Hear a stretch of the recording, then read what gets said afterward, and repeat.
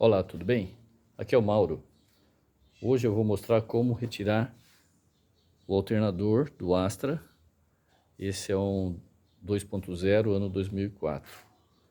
A primeira coisa a fazer é tirar o conjunto do filtro de ar que fica aqui e também soltar a correia de acessórios. Eu vou deixar na descrição um link para um vídeo que eu já fiz explicando como faz isso. Toda vez que a gente for mexer com a parte elétrica do carro, por precaução, sempre é bom a gente desligar a bateria.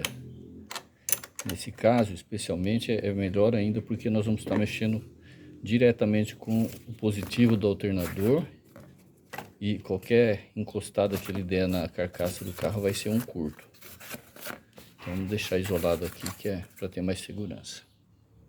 Aqui no alternador nós vamos precisar soltar esse parafuso, mais esse braço, esse parafuso aqui também, esse braço, mais esse parafuso aqui de baixo para retirar, além das conexões elétricas que estão atrás. Vou começar a soltar os parafusos.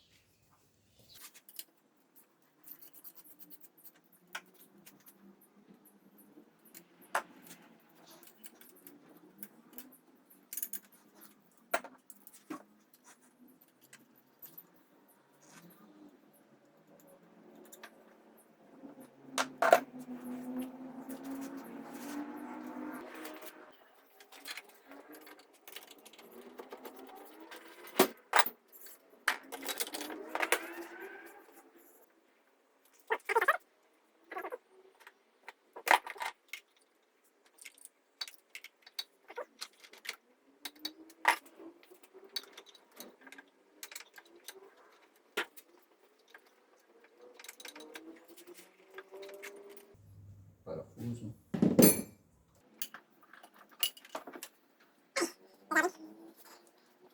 Esse foi o procedimento para tirar o alternador do Astra.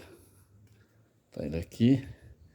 Agora eu vou levar para a bancada para analisar o que está acontecendo com ele, que está com uma tensão baixa.